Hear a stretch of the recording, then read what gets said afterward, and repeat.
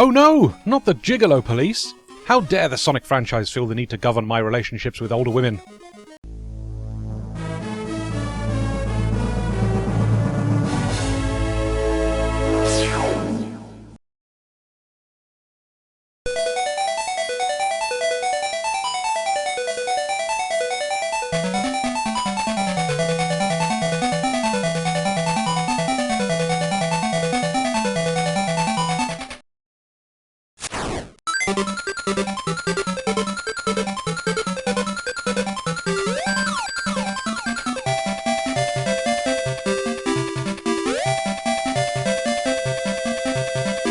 Sonic Chaos is the second 8-bit Sonic title to be developed by Aspect, and it's the direct follow-up to Sonic the Hedgehog 2.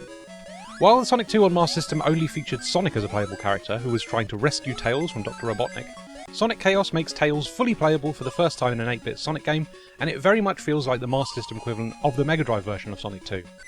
In fact, you can tell Aspect have really tried their absolute hardest to make Sonic Chaos as much of a 16-bit-like experience as possible, with greater emphasis on speed and having the expanded moveset from the 16-bit Sonic games. Sonic can now spin dash and use the Super Peel Out, while Tails can also use the spin dash and fly for a short amount of time. The big difference between the two is that they're actually more like two difficulty levels.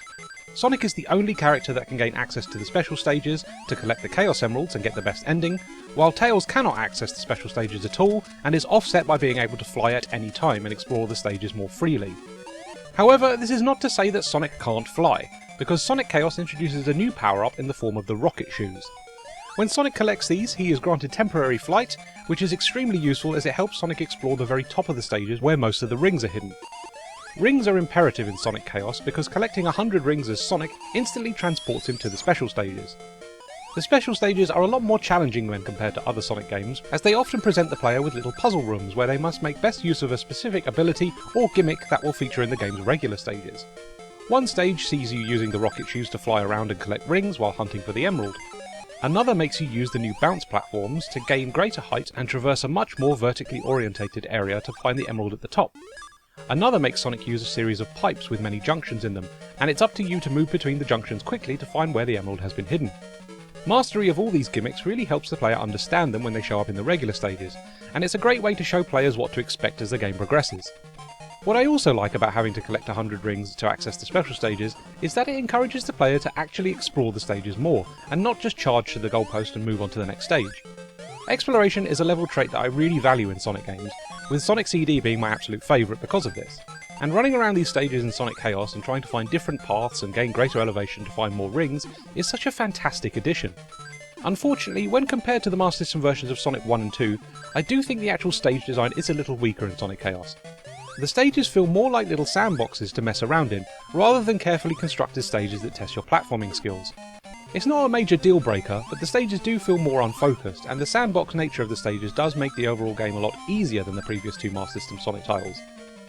Fans of the previous two games will not be nearly as satisfied by the lack of challenge in Sonic Chaos. The other big issue is Sonic Chaos' uncapped frame rate, which wildly fluctuates as you play. You can really feel the game creaking and struggling as it attempts to give you this 16-bit style experience, and the Master System is clearly having a hard time trying to process all this fast-paced action. Again, it's not something that really spoils the game, but it does take the edge off the presentation somewhat. Despite all this, I think Sonic Chaos is another great little 8-bit Sonic game that really tries to offer Master System owners a more 16-bit style experience, while offering them an entirely original game that isn't just a downscaled port of an existing Mega Drive game. I do still find it frustrating that this Master System version never gets chosen for re-releases over the Game Gear port, because I much prefer the wider view on the action that complements the focus on exploration. You'll always catch a view of elevated platforms and secret areas while you're running around in the Master System version, and it's really easy to miss those details on the Game Gear version with its much tighter and cropped view on everything. I feel like having such a small window on the action actively discourages exploration in a way the Master System version doesn't. It's a real shame that anyone trying Sonic Chaos for the first time in a modern compilation won't get the optimal experience due to it being that bloody Game Gear version. I don't know, personal preference and all that. Anyway, it's really funny how when you clear a stage it says Sonic has passed. R.I.P. big man.